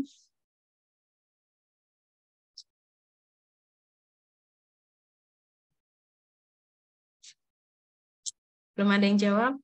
Atau ada ini jawab. C jawabannya. Gizi kurang. Oke. Izin C. Oke. C. Kita lihat ya, jawabannya benar nggak nih C? Nah, ini teman-teman juga harus hafal, harus tahu lah ya. Nggak harus hafal banget. Ini gampang sih ngapalinnya. Nah, dia kan berat badannya itu tadi nggak usah kalau misalkan di sini udah teman-teman kalau misalkan di soal udah ada persentil antara 0 dan 1, teman-teman nggak usah ngitung lagi ya berat badan ini, berat badan per tinggi badan. Kira-kira dia masuk ke persentil berapa nih? Nggak perlu lagi. Karena di sini gampang nih udah ada interpretasinya 0 dan 1 udah masuk ke persentil 0 dan 1. Jadi teman-teman gampang untuk menginterpretasikan dia masuk kategori apa. Nah, persentil 0,0 sampai 1 itu dia masuk di gizi normal ya. Gizi baik ya. Gizi baik ya, teman-teman. Karena gizi baik ini tadi ada yang jawab jawabannya apa? C ya, jawabannya gizi kurang. Gizi kurang. Nah, ini teman-teman bisa lihat di rekomendasi ini ya, ini apa namanya Kemenkes. Dihafal, dilihat. Di KMS juga ada kok ya, di KMS. Kalau gizi kurang itu dia -3 standar deviasi sampai kurang dari 2 standar deviasi. Karena di situ tadi jawabannya adalah ini 0 dan sampai 0 sampai 1 dia masuknya di sini. Ya, -2 sampai +1 kan kalau di KMS itu kan teman-teman lihat ya ada yang gambar itu ya, yang gambar garis panjang itu. Bentar.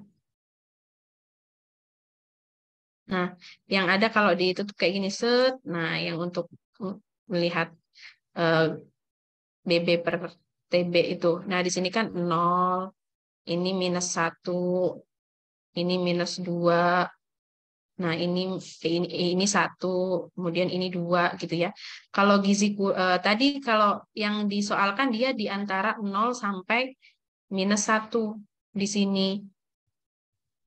Dikategorikan dia gizi baik, itu dia di antara sini sampai ke sini. Berarti dia masuk di kategori baik ya. Itu. Paham ya, teman-teman ya.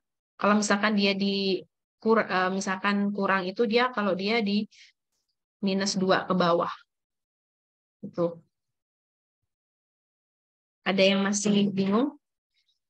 Maaf ya, gambarnya jelek, nggak bisa gambar. Ya, ada yang bisa, ada yang masih bingung nggak? Nggak lah ya. Maksa. Dah paham nggak? Paham belum?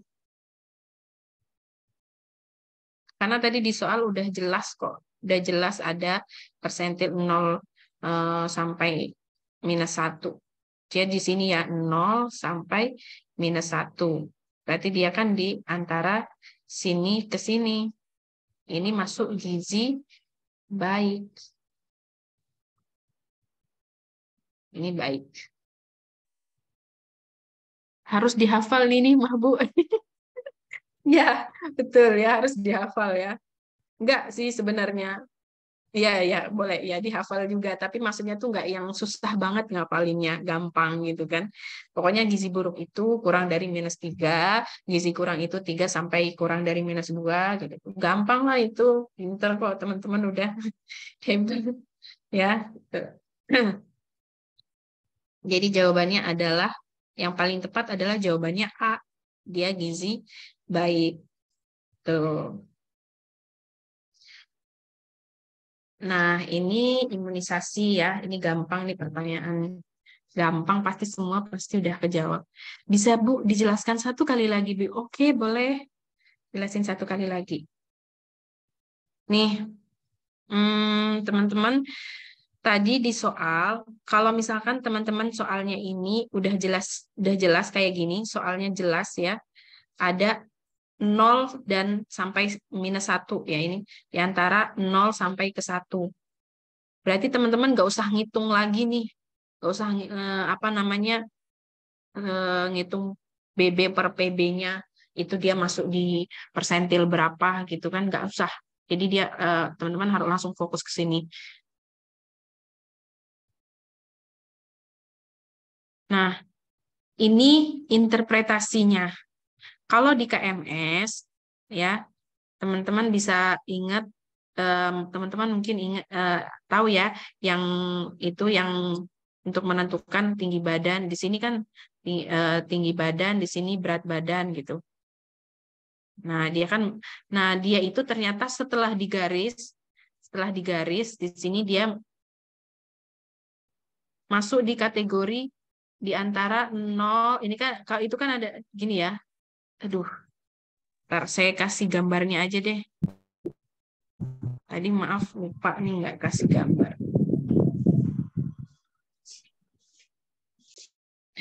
Ini udah ada yang jawab. Ini udah ada yang jawab tentang ini.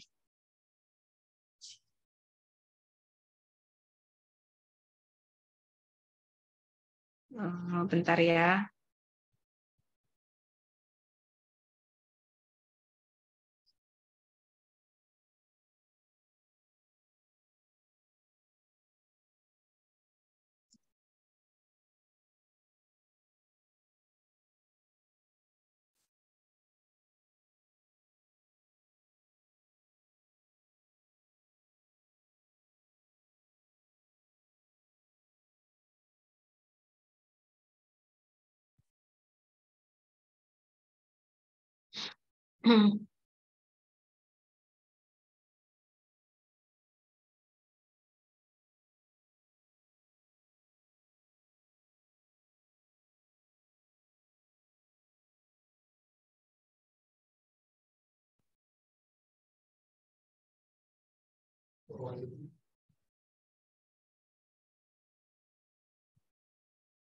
Ya, nggak jelas nih, nggak apa-apa lah.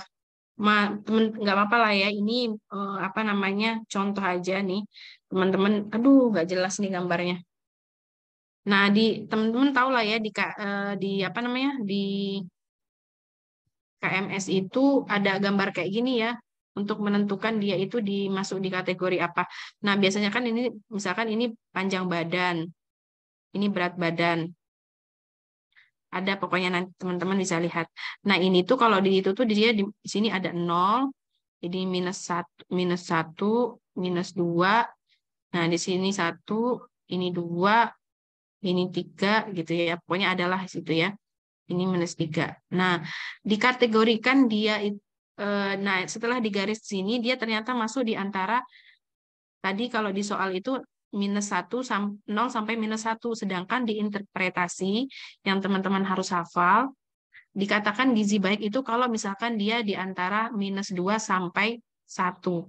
Itu dia interpretasinya adalah gizi baik. Sedangkan di soal tadi dia masuk di 0 sampai -1. Jadi dia masuk di gizi baik dong. Gitu ya. Masih bingung nggak? Mas Safrudin.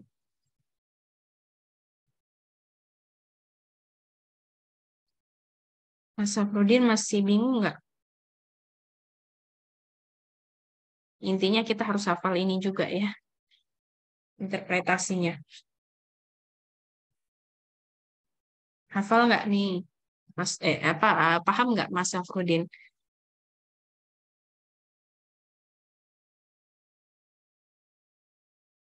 Kemana nih? Paham, Safrudin. sudah paham. Oke. Oh ya paham. Izin paham Bu. Oke baik, kalau udah paham kita lanjut ya. Sedikit lagi ke imunisasi. Bayi perempuan usia 4 bulan dibawa ibunya ke posyandu untuk imunisasi. Hasil pengkajian, bayi dalam keadaan sehat. Sudah mendapatkan imunisasi HB0, BCG, pentabio 1, polio 1, polio 2. Nah, maka imunisasi yang harus diberikan pada bayi tersebut adalah apa? Coba dijawab. Ini juga harus hafal. Ini banyak yang harus hafal ya. Hafal intinya. Ini gampang lah. Kalau usia ini ujianya. Jawabannya adalah E. Oke, jawabannya adalah E. Kata teman-teman menjawab E.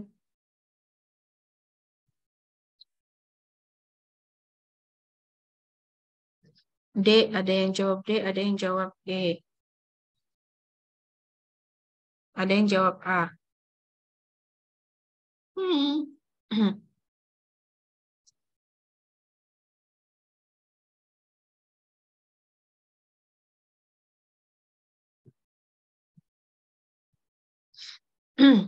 Teman-teman tahu ya pentabio itu apa?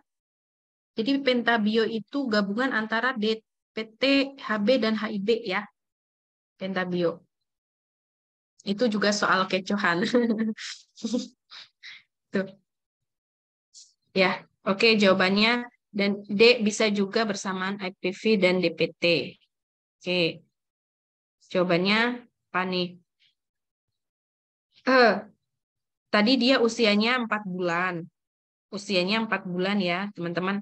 4 bulan itu dia harus sudah vaksin hepatitis, polio. Dia di soal di sini dia udah hepatitis B udah, BCG udah, DPT, HB, HIV sudah, polio 1, polio 2 sudah. DPT, HB, HIV 1 udah. Ya. Terus polio 1 dan 2 juga sudah. Polio 1 dan 2 juga sudah. Dia 4 bulan, 1, 2 polio sudah, berarti polio 3-nya belum ya. Kemudian pentabionya itu apa namanya? Yang 1 udah, berarti dia yang kedua belum ya. Tuh, coba lihat jawabannya adalah C. Jawaban paling tepat adalah C. Usia 4 bulan. DPT, HB, DPT pentabio 2 belum, polio 3 belum. Jadi jawabannya adalah C. Betul teman-teman yang jawab C. Ada yang jawab D. D juga benar ya. Enggak, tapi kan dia ini ya, Mas Safrudin. Ya kalau yang D itu dia kan pentabionya baru yang 1, yang keduanya belum. Jadi harus dibelikan yang kedua dulu. Iya jawabannya sama. Aduh, salah ya. Ya udah nggak apa-apa. Yang jawab A sama yang jawab C jawabannya benar ya. Jadi jawaban A dan C benar. Tuh ya. Nanti diganti. Betul. Oke. Ini teman-teman harus hafal ini sih. Usia ini, usia segini itu dia imunisasinya apa aja, usia segini apa aja, apa aja. Mungkin kalau yang ibu-ibu pasti udah hafal ya. Mungkin yang bapak-bapak mungkin agak bingung karena nggak terlalu hafal. Kalau yang ibu-ibu pasti udah hafal lah ya, karena kan imunisasi anaknya. Nah, ini eh, seorang balita laki-laki berusia 3 tahun datang ke poli anak ditemani ibunya dengan keluhan demam sejak 3 hari yang lalu. Lingkar kepala membesar dan mulai mengalami penurunan kesadaran sejak kemarin. Sempat mengeluh sakit kepala dan menangis dengan suara melengking. Orang tua tampak cemas dengan keadaan anak. Nadi 60 kali per menit, RR 12 kali per menit. Hasil pemeriksaan didapatkan tekanan CSF 3000, leukosit 11.300 nih, glukosa 60 mg per dl, pasien dengan diagnosa medis hidrosefalus. Nah, ini apa nih jawabannya? Diagnosa atau masalah perawatan utamanya apa?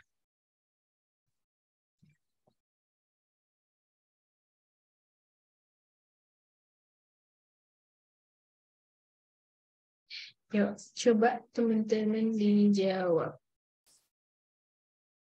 Dikira-kira dulu.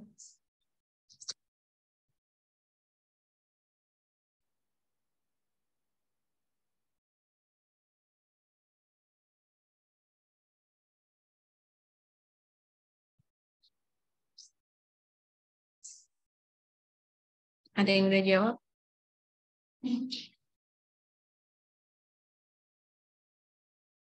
D. Oke. E. Oke. Ya. Kayaknya waktunya udah lumayan ini. Kita lanjut aja langsung ya. Jawabannya ada yang jawab D, ada yang jawab E. Benar nggak nih? Penurunan kapasitas adaptif intrakranial adalah gangguan mekanisme dinamika intrakranial dalam melakukan kompensasi terhadap stimulus yang dapat menurunkan kapasitas intrakranial. Nah, di sini teman-teman fokus di datanya ya. Dia demam sejak 3 hari yang lalu, lingkar kepala membesar, ada penurunan kesadaran sejak kemarin, mengeluh sakit kepala, kemudian, nah, dia ada diagnosa medis hidrosefalus. Kalau ansietas, enggak ya, enggak masuk kategori ya, karena enggak ada datanya. Datanya hipertermi, dia ada demam sejak 3 hari yang lalu, tapi datanya enggak ini. Data maksudnya dia demamnya itu berapa, enggak ada ya. Kemudian untuk risiko infeksi ini ya, untuk risiko infeksi bisa juga masuk kategori ya. Tapi kan dia baru apa ya? Resiko ya.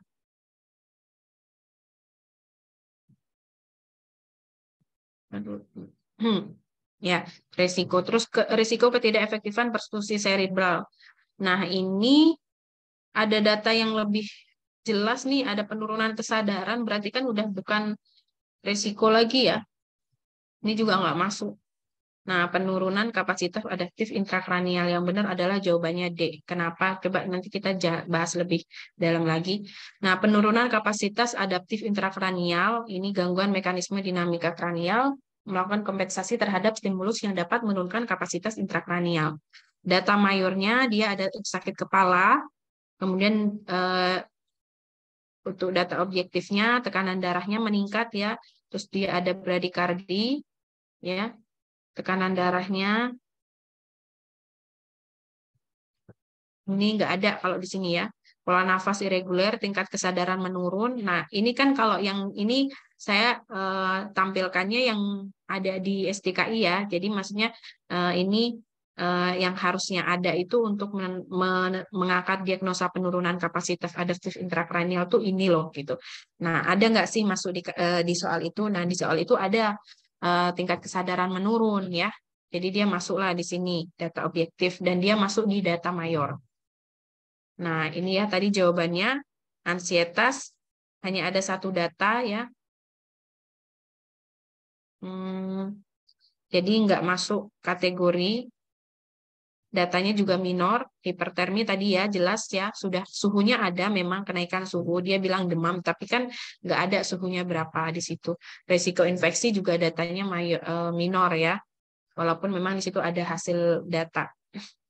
Kemudian resiko ketidakefektifan persfusi cerebral, dia sudah ada data nih yang aktual tadi udah penurunan kesadaran, berarti udah nggak udah nggak resiko lagi gitu kan, udah jelas gitu ya. Makanya jawaban yang benar adalah penurunan kapasitas adaptif intrakranial. Jawabannya benar nih. Banyak yang benar kok jawabannya. Wah, hebat. Ya, paham ya teman-teman sampai di situ. Ada yang chat? Jawabannya iya betul. Pak Syafruddin benar ya, jawabannya E. Nah, penurunan kapasitas adaptif intrakranial. Kemudian soal selanjutnya, dua lagi ya. Batita perempuan usia 13 bulan dirawat di ruang rawat inap dengan keluhan pucat, lemas, nafsu makan menurun, BAB darah, hasil pemeriksaan HB klien 6. Kemudian perawat berkolaborasi dengan tim medis dalam pemberian transfusi darah karena HB-nya 6. Setelah 15 menit pemberian transfusi, pasien dikeluhkan kulit gatal, kemerahan, demam disertai menggigil, suhu 38,5 derajat Celcius, frekuensi napas 25 kali per menit. Nah, maka apa intervensi utama pada kasus di atas? Oke, jawabannya A ya, jawabannya A. Oh, banyak yang jawab A. Oke, kita lihat jawabannya benar nggak. Jadi dari tanda-tanda ini pasien mengalami alergi ya, alergi karena dia nggak cocok ya sama transfusi ini. Pasien dikeluhkan kulit gatal, kemerahan, kemudian menggigil dan lain sebagainya. Nah, pasien mengalami reaksi alergi setelah pemberian transfusi darah. Maka etiologi dari alergi adalah darah yang masuk dalam ke tubuh karena di alergi darahnya itu nggak cocok gitu ya. Nah, darah yang ditransfusi adalah dia sebagai alergen, dia yang menyebabkan si anak tersebut itu mengalami hal-hal itu sehingga bisa menyebabkan resiko shock anafilaksis. Maka tindakan yang harus dilakukan adalah menghentikan sumber alerginya, ya. Maka manajemen alergi. Nah, ini jawabannya adalah menghentikan proses transfusinya karena dia adalah sumbernya. Kalau melambatkan jalannya transfusi nggak menyelesaikan masalah ya, alergennya tetap masuk. Kolaborasi pemberian parastamol bisa dilakukan juga, tapi nanti setelah dilakukan penghentian transfusi gitu. Kemudian observasi keadaan umum juga bisa, ya maksudnya perlu juga dilakukan, tapi itu nggak menyelesaikan masalah ya. Kemudian meneruskan transfusi dengan kecepatan normal malah akan memperburuk kondisi. Jawabannya A semua benar. Kalau ini jawabannya A semua benar ya. Nah, ini seorang bayi perempuan usia 7 bulan datang ke puskesmas diantar ibunya dengan gejala BAB cair sejak malam lebih dari 8 kali. Anak rewel, dari hasil pengkajian tampak mata anak cekung. Saat diberi ASI, anak tampak minum dengan lahap. Turgor kulit kembali lambat, riwayat demam sampai 38 derajat Celcius. RR 30 kali per menit, nadi 110 kali per menit, kemudian saturasi oksigen 98%. Perawat melakukan pengkajian dan penatalaksanaan dengan menggunakan form MTBS. Berdasarkan kasus tersebut, maka termasuk klasifikasi apakah bayi tersebut ya diare tanpa dehidrasi, diare dehidrasi sedang, diare dehidrasi berat, diare persisten, atau disentri.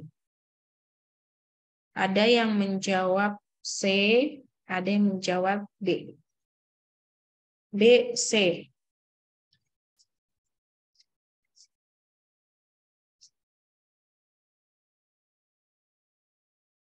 B, C.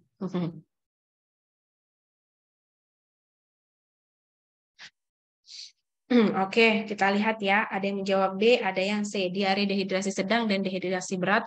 Udah benar ya teman-teman yang pertama tadi, yang ini karena dia udah jelas-jelas di sini ada mata tampak cekung. Nah, ini kan tanda-tanda dehidrasi ya. Turgor kulit kembali lambat, ya, tampak minum dengan lahap. Nah, ini tanda-tanda dehidrasi, ya. Udah masuk kategori dehidrasi. Cuma dia kategorinya dehidrasi sedang atau berat sih. Nah, itu kita lihat ya. Ini teman-teman makanya harus tahu bagaimana cara mengetahui derajat dehidrasi. Ya, ini juga perlu dihafal ya. Nah, ini langsung ya ke MTBS. Dia masuknya di kategori dehidrasi berat atau sedang. Kalau di berat ya, itu dia ada mata cekung tadi ada ya datanya. Dia tidak bisa menyusu atau malas minum, enggak. Dia masih bisa nih minum, tapi dia malah lahap minumnya. Itu letargi, tidak sadar, nggak ada, cubitan perut kembali lambat juga ada. Nah, yang benar itu adalah dehidrasi sedang, karena tadi dia minum dengan lahap di soal. Ya, nih, tampak minum dengan lahap. Jadi dia bukan nggak bisa minum. Kalau yang bedain dehidrasi berat sama ringan itu, kalau yang berat itu dia udah bener-bener lemes nih anaknya, dia nggak bisa minum, nggak bisa ngapa-ngapain. Nah itu dehidrasi berat. Kalau dia minumnya malah malah lahap, nah itu dia masuk kategori dehidrasi sedang atau dehidrasi ringan. Ya, jadi jawabannya yang benar adalah dehidrasi sedang. Kalau diare tanpa dehidrasi nggak mungkin, karena udah jelas ya ada tanda-tanda mata cekung, ada cubitan kulit kembali lambat, gitu ya. Nah, kalau untuk diare persisten tadi nggak juga, karena di situ nggak ada datanya dia diarenya lebih dari 14 hari. Kalau persisten itu data yang paling utama dia harus BAB diare udah 14 hari lebih. Nah, itu baru masuk kategori persisten. Nah, untuk disentri dia di situ juga nggak ada data BAB darah ya, cuma BAB cair. Kalau disentri itu dia ciri khasnya adalah BAB berdarah. Dia masuk kategori disentri. Ya, teman-teman. Jadi fokus kalau misalkan ngafalin klasifikasi MTBS itu teman-teman fokus ke perbedaannya yang paling mencolok tuh apa. Itu ya. Kayak tadi misalkan dehidrasi berat itu sama dehidrasi ringan itu yang paling ngebedain itu ini minum sama nggak bisa minumnya ini. Nah, itu yang ngebedainnya. Ya, teman-teman. Tadi yang jawabnya B, jawabannya benar ya. Jadi diare, dehidrasi, sedang. Tuh. Ya. Kalau tanpa dehidrasi tidak ada tanda-tanda dehidrasi, nggak mungkin. Ya. Tuh. Jadi jawabannya yang paling benar adalah B. Tadi kata kuncinya tampak mata ceku, saat diberi ASI anak tampak minum dengan lahap, kemudian turgor kulit kembali lambat. Oke, Mbak Fitri, waktunya udah habis belum? Atau udah lewat? Gak apa-apa, Kak. Masya Allah, luar biasa. Ya, itu ya. Jadi fokus di keperawatan anak intinya itu ya, teman-teman. Sampai di sini ada yang mungkin belum paham atau kurang jelas, mungkin ada yang boleh ditanyakan dulu sebelum kita selesai nih. Sepertinya ada yang keasikan Lanjut, ini. lanjut Kak. Oh, lanjut, mau dikasih soal lagi nih. Ya, jawabannya. Jadi kalau apa namanya? Tadi kan kalau mana ini? Perawatan anak tadi sudah dijelasin di atas, itu fokusnya yang itu tadi ya, cuma udah kita bahas semuanya itu tadi. Mungkin mau dikasih soal lagi. Ya, tadi Apgar Kurs juga sudah ada ya, refleks bayi juga udah ada, MTBS sudah ada, derajat dehidrasi barusan juga, perhitungan kebutuhan cairan juga udah ya, tadi konsep imunisasi, status gizi juga udah, KPSP juga udah ada soalnya, perhitungan dosis obat, perhitungan usia anak juga udah, menentukan intervensi juga udah ada, diagnosa udah ada, ya, pengkajian juga udah ya, untuk menentukan diagnosa keperawatan kan juga kita harus tahu pengkajiannya apa aja, masalah-masalahnya. Nah, untuk yang ke atas itu kan umum ya, jadi kita nggak bahas. Kasih soal lagi. Oh, mau dikasih soal lagi. Oh, gitu. Tapi Mbak Fitri gimana nih? Waktunya udah habis ya. Mungkin Iya. Insya Allah di pertemuan boleh nanti kalau selanjutnya. pertemuan selanjutnya ya, atau mungkin boleh kok Mbak Fitri kalau misalkan teman-teman ada yang mau minta kontak saya, misalkan nanti kalau misalkan ada yang kurang jelas atau pengen boleh boleh japri ya. Masya Allah, siap. Mm-mm. Soal tentang stunting Kak. Oh, oke oke. Ya, nanti dikasih inilah di pertemuan selanjutnya, atau nanti boleh Mbak siapa ini ya, Sri Liswati, boleh japri ya. Kalau misalkan ada yang kurang ya.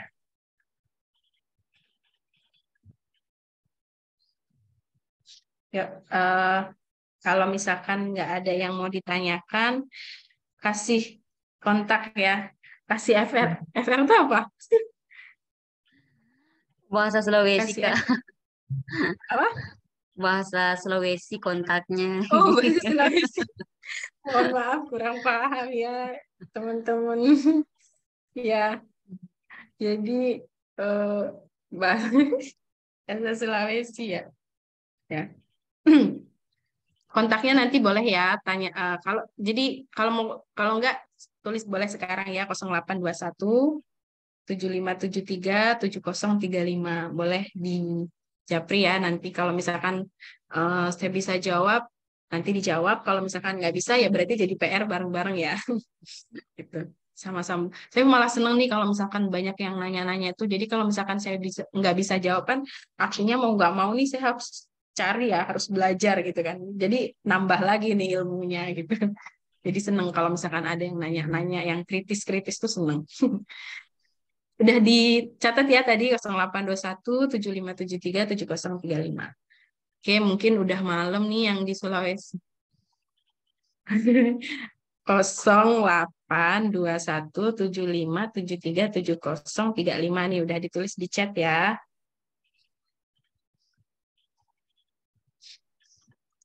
Oke. Udah malam ya. Yang di Sulawesi mungkin udah jam berapa? Di sana jam berapa nih, Mbak Fitri? Lebih sejam kalau saya masih di Jakarta. Iya ya. Mm-mm. Ya, oke. Oh, Mbak Fitri Jakarta ya. Oh ya. Oke. Mungkin kita cukupkan pertemuan kita pada hari ini. Nanti kalau misalkan mau ketemu lagi boleh ya. Hmm, eh, mungkin kalau ada salah-salah kata atau mungkin ada yang kurang berkenan, saya mohon maaf ya. Kita tutup ya materi kita pada malam hari ini. Terima kasih teman-teman semuanya. Terima kasih Mbak Fitri udah memfasilitasi. Terima kasih teman-teman yang mau hadir, yang sudah antusias dan lain sebagainya. Terima kasih. Assalamualaikum warahmatullahi wabarakatuh. Waalaikumsalam warahmatullahi Waalaikumsalam warahmatullahi wabarakatuh. Terima kasih banyak Bu Nila Al-Fauzia atas ilmu yang sudah diberikan kepada kami semua yang sangat luar biasa. Cara pemaparan sangat bagus sekali Bu, kami mudah memahami, dan teman-teman semua sangat berterima kasih atas kesediaannya untuk mengisi materi malam hari ini. Sebelum tutup, izin untuk foto bersama semua. Oh, oke, baik. Kayaknya Saya harus di tutup dulu stop ya. share screen. Stop share dulu ya, bentar ya. Oke, Bapak Ibu semua, tolong dihidupkan kameranya sebentar. Yang masih bersama bisa kita berfoto bersama ya. Dalam hitungan ketiga, Bapak dan Ibu untuk mengaktifkan kamera Zoom-nya. Ya. Bu Siti, Bu Sri, laki-laki satu ruangan tapi ada tembok yang halangi, tapi kan ada sedikit begini 1, 2, 3. kan kursi yang pokoknya untuk pecah anunya toh sama sulit berarti mereka masuk tidur sama sulit begitu keadaannya lebih patah biasa dia tidur aja ke depan. Oke, baik kepada Ibu semua. Terima Baik. kasih banyak Bu Nila atas waktunya. Ya, Dan teman-teman sama-sama. semua. Terima kasih ya, teman-teman ya. Izin live ya, Mbak Fitri, teman-teman Ya, Bu. semuanya.